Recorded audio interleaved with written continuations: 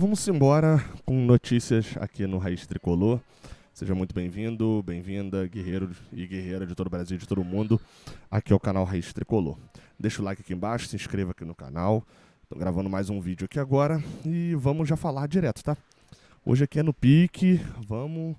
O que eu tenho que falar dessas notícias e o tempo que eu levar, eu levo. Vamos embora, sem enrolação nenhuma. Convocados para o Paralímpico.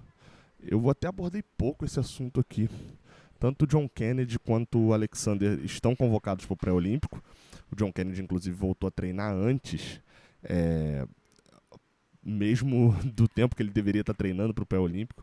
Foi até falaram bastante ali sobre isso, enfim. E eles estão focados lá para poder botar não só o Brasil na Olimpíada de Paris em 2024, mas também uma notícia que já vai começar a estar ali atordoando o tricolor ao longo de 2024.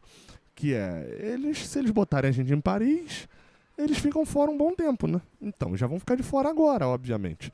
Os jogadores perderam 7 jogos, no máximo, ali, todos eles do Campeonato Carioca, pelo menos isso, né? Se o pré-olímpico é na Venezuela, o Brasil está num grupo com a própria Venezuela, com a Colômbia, Bolívia e Equador. Se o Brasil ficar entre os dois primeiros, ele vai para a segunda fase, que é o que espera-se que o Brasil faça. Vá para a segunda fase. E aí, nessa segunda fase, ele vai se juntar aos outros 5 times da América do Sul que estão do outro lado da chave, né? Argentina, Uruguai, Chile, Paraguai e Peru. Os 2 primeiros desse outro grupo também. E aí, enfim, vai para a fase final para poder sobrarem dos 4 times ali que sobrarem, os 2 primeiros de um grupo, os 2 primeiros do outro, vão para a fase final e vão se enfrentar para os 2 primeiros dessa última fase irem para os Jogos Olímpicos de 2024. Então, assim, o John Kennedy nesse momento ficará... E o John Kennedy e o Alexander, né, poderá ficar até 7 jogos fora, porque se o Brasil for avançando, etc, etc, etc, eles terminam dia 11 de fevereiro lá na Venezuela. Dia 11 de fevereiro já está bem avançado, já está bem para frente, né, em relação a calendário do Fluminense. Por exemplo, 11 de fevereiro é logo antes do jogo contra o Vasco. Eles perderiam os jogos contra o Volta Redonda, Portuguesa, o Audax, o Nova Iguaçu, o Bangu e o Boa Vista, além do Sampaio Correia. Isso se eles forem até lá na fase final. Voltariam de viagem e poderiam jogar contra o Vasco, contra o Madureira, e aí só na semana seguinte, lá no dia 21, é que teria o primeiro jogo da Recopa contra a LDU. Enfim, então vamos torcer assim pro Brasil e longe.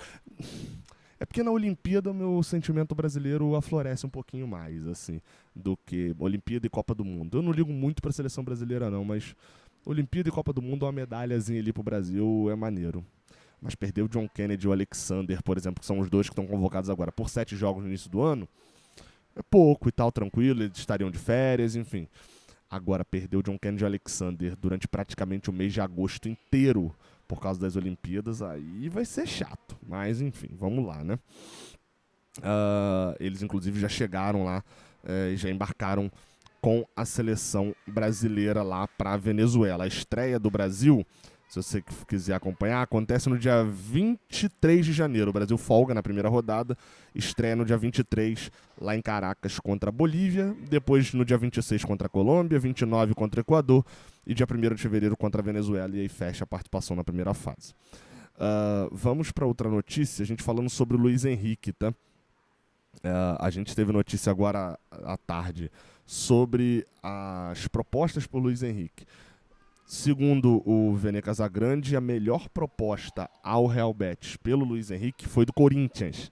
Era um empréstimo, do mesmo jeito que era de Flamengo e de Fluminense, só que as condições financeiras que foram apresentadas ao Betis foram melhores as do Corinthians do que as de Flamengo e de Fluminense.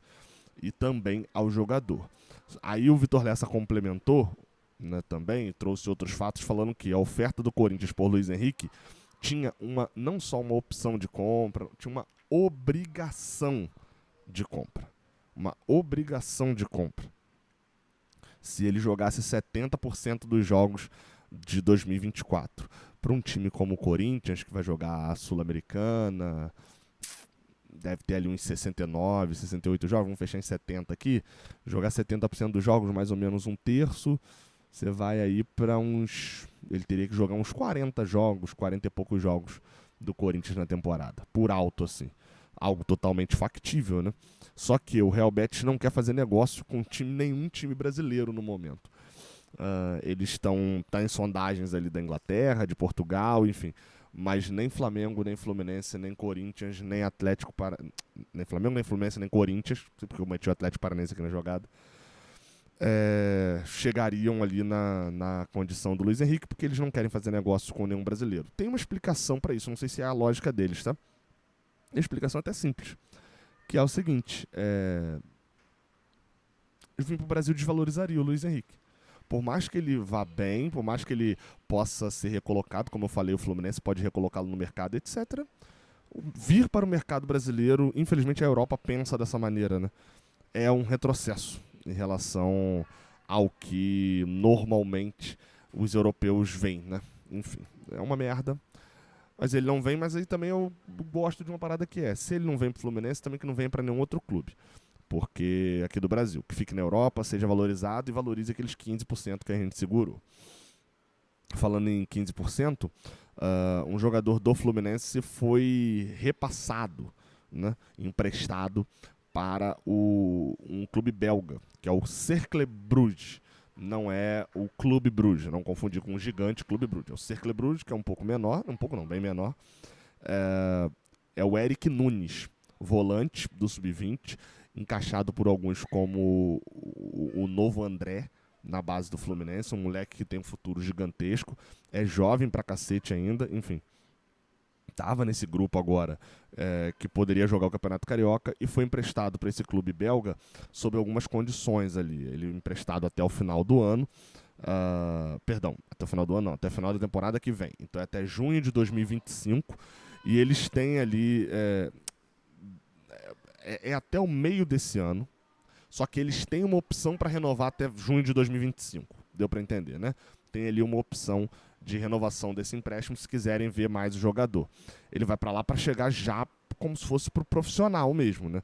Ia ter chances aqui no profissional do Fluminense, mas óbvio que pro jogador é muito mais interessante ter chances, né, no profissional real, lá na Bélgica e tal.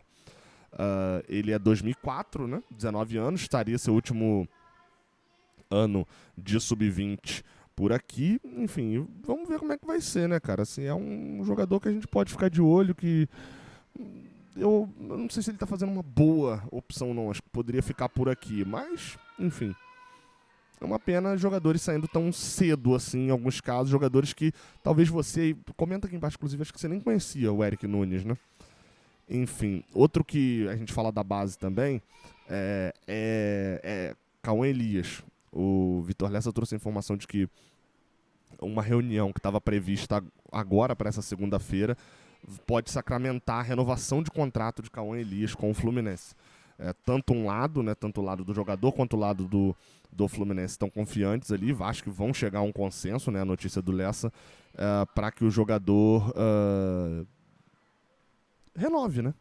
A joia de Xerém renove com o Fluminense e possa ser incorporado para jogar o Carioca.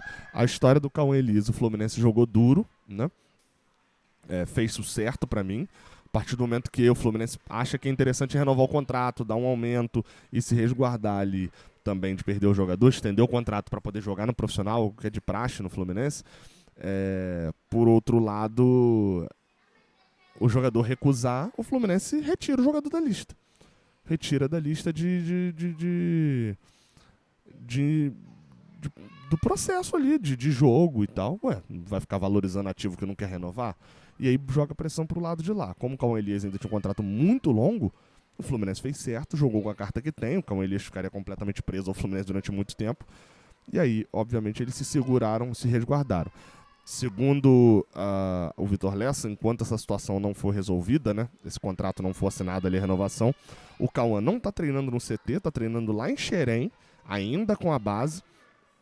E, enfim, o principal entrave ali que deve ser solucionado, e a gente não sabe como ainda solucionado, é porque o staff do atleta, né, ou seja, o empresário e etc., quer ficar com 30% e o Fluminense, por padrão, só dá 10% nessa renovação. Então, enfim, era isso que estava travando basicamente, além de outras cláusulas, como a principal cláusula negativa para o jogador, para mim, mas que o jogador queria pedir, que era dele ser garantido no time profissional direto, a partir de agora. Pra gente fechar, Felipe Alves foi anunciado pelo Fluminense. Enfim, fotinha lá no CT e tal, o goleiro já estava confirmado, né? É o novo goleiro do Fluminense. E aí, assim, ele assinou um contrato que eu acho que a essa altura do campeonato muita gente já deveria ter entendido já. Se não entendeu, vai entender que agora quem está assistindo o Reis Tricolor, que é o seguinte: ele assinou um contrato de 1 ano com a possibilidade de renovação por mais 1. Aí todo mundo fala bem assim, isso é 1 ano, mas aí todo mundo atinge e tal. Sim, porque são metas para serem atingidas. A lógica é essa, metas para serem atingidas. Então, aí você fala, Gabriel, então por que não bota logo 2 anos? Porque se o Felipe Alves tiver uma lesão e não for relacionado durante o ano, o Fluminense está resguardado para poder finalizar. Entendeu? O Fluminense está resguardado para poder esquecer ali e não renovar o contrato. É basicamente um contrato garantindo ao Fluminense o direito de não tê-lo no segundo ano. Se o Fluminense não quiser, para de relacionar e pronto. Provavelmente ele deve ter, ele tem que estar relacionado para 70% dos jogos. E aí, provavelmente, o goleiro reserva vai estar relacionado. E sim, é só para o Fluminense se resguardar de uma lesão, de alguma coisa. Então, é um contrato de 2 anos, que pode ser rompido no final do primeiro ano, em caso dele não atingir algumas metas. Que metas são essas? Basicamente, metas que ele atingiria se ele não tiver lesionado ou não tiver arrumado uma confusão dentro do elenco. A lógica do Felipe Alves seria essa. Beleza? Essas são as notícias. Tem jornada a partir das 7 horas. Estarei ao vivo lá com vocês. Tamo junto, até a próxima. Valeu!